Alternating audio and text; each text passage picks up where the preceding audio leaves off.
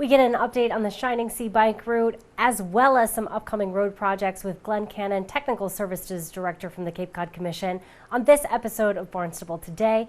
It's Thursday, September 1st, 2016. I'm Sarah Mannel.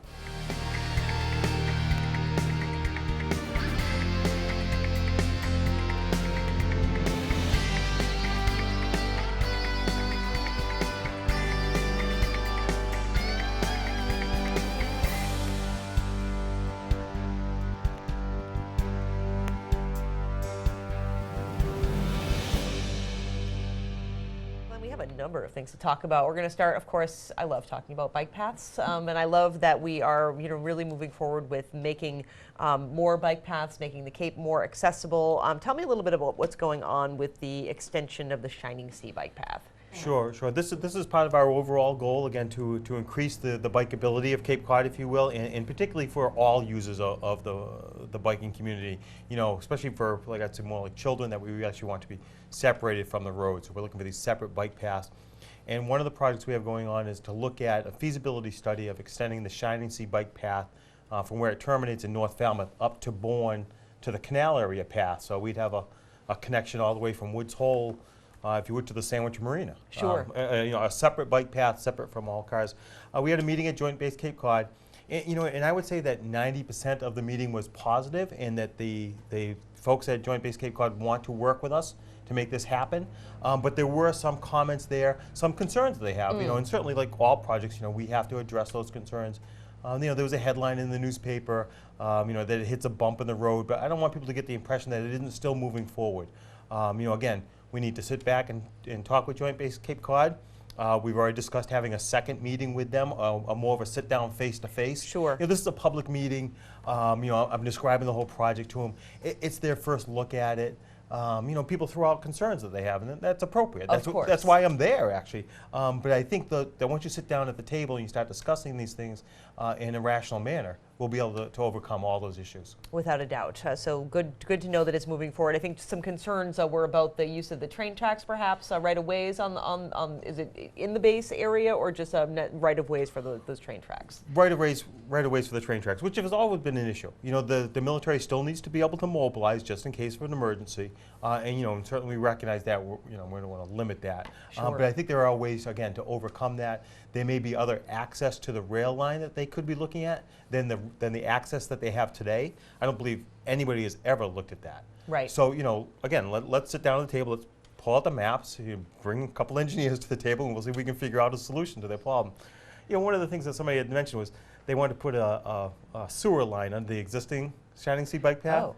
Yeah, but we put sewer lines on the roads every single day of my career. Of course. That's not something that we can't overcome. Exactly. That's what I mean. So there are issues out there. I understand there are issues. But give us a chance to talk about them, see if we can come up with a solution, and find something that works for everyone. Right. Every problem has a solution, right? Correct. Just because we're doing something today, we're doing it this way today, doesn't mean that tomorrow we have to do it the exact same way. We can always look for a better way. Always look for a better way.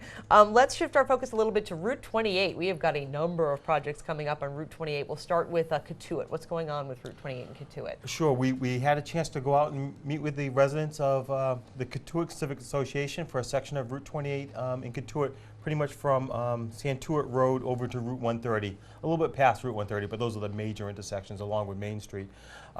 We had a chance to listen to residents' concerns there, and we brought that back into the office and again, done a little bit of engineering to see what solutions are available and then the impacts from those solutions. And we're going to be ready, I think, maybe either next month or in October.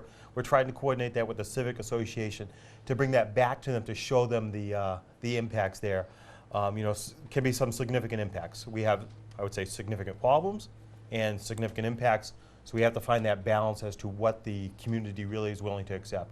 That Route 28 Santuit Road, if you're familiar with it, it comes in at a terrible angle, something that transportation engineers hate. Yes. So we really want to try to be able to fix that. You really want to try to square them up so they're coming in at 90 degrees.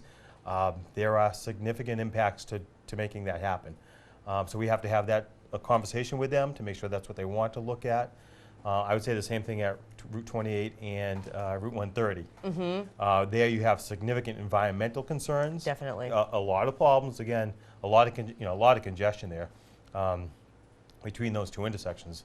it backs up for, a day like today, on a rainy day, it'll be miles. It really will. Right, it really will be. It's not. I always not avoid an going exaggerate- that way when it's raining. And It's you like, should. So again, we have significant impacts there. A real congestion problem. But we need to see if we can find a solution that works there for everyone. And that's more of an environmental concern, I would say, where the other one's probably more of a right-of-way concern. Sure. And then Main Street, pulling out of Main Street is always tough. Really so, is. So I think the solution there is with the other two intersections and making those other two intersections work better, and that'll make Main Street and Route 28 work better. But again, that's still on the table, so we want to bring those solutions back to them, hopefully either in September, September 1st, so either this month or early next month. Great. I know they have a Civic Association meeting, but we might want our own separate meeting because we have so many issues to talk about. Boy, we were there probably for an hour and a half, maybe 2 hours last time. Sure. So it takes some time. It really does, and you got to have those conversations. Absolutely, a lot of questions and concerns. Yeah. MassDOT next gearing up for a 2.5-year-long project at Bursa's Way and Route 28, a very busy intersection. I know this is one that I personally drive through at least 4 times a day, if not more. So can imagine there's going to be some impacts to that. Yes, there will be. There will certainly be some impacts. But again, hopefully the solution here will really offset what's happening today. I was just reviewing some of the data last night at the Cape Cod Commission. We're a county-wide agency. We look at 9 accidents over a 3-year period as being a high crash location, a concern for us. There were over 50 accidents just at the intersection over the past 3 years. So a lot of problems out there, a lot of problems that need to be addressed. Again, another intersection that has a lot of congestion. I think as you drive through there, there is so much congestion and so many people needing to get to work or somewhere in their lives that the first guy slows down for a yellow light, the second guy hits him from behind because he's late for work. It's just so much congestion. Everybody has to get through that road. There's a lot of good things going to happen there, though. Absolutely. They're going to also improve Route 28 in between Bierce's Way and the Cape Cod Mall light. I think that's going to be a great thing. If you're traveling westbound, you go from 2 lanes to 1 lane, and everybody races to get through that Cape Cod Mall light, traffic light. Yes, they do. do. So they can be the first one in line, so they can be the first one to get through the Bierce's Way traffic signal. So that's going to go to 2 lanes. I think that's really going to alleviate a lot of the problems out there, and that will reduce the crashes. So again, once you have those people racing, you have one person stops, because they're obeying the law, and right. The next guy is the problem. So I think that's going to alleviate a lot of the problems there. But there are going to be a lot of impacts. I also think it's going to depend a lot on how the winter season goes. Yes. It's going to be at least 2 seasons. Yep. It's going to start this fall. You'll start seeing construction after Labor Day. And then again, we'll see how the winter goes. If we have a milder winter, they can do more work in the off season. Hopefully be able to wrap it up in the spring. If it was 2 years ago, was it now? Right. Where we just crushed with snow. You can't be doing any work. You have to go out there and plow the snow every single time. It might be 3 seasons, but changes are coming. A big project. I think it's $6.5 million. So not a small project by any means. Right. But a good solution. And I talked a lot about automobiles. Also bicycle lanes on Route 28. So Yeah. a great improvement there. Love that. Especially for the really hardcore bikers, and we have a lot of those too. There'll be paved shoulder, so they'll be able to bike in the road, which many of them want. Yes.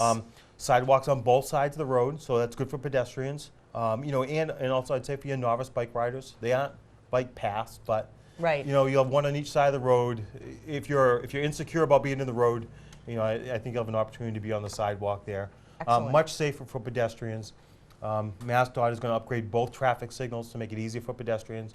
I would say it's the safest plan for pedestrians. I know there were some concerns because people are still cutting through the back way to the mall. Right. And they wanted a separate light there. MassDOT wants them to walk down to the intersection, push the button, and cross the street. Right. That's the safest method.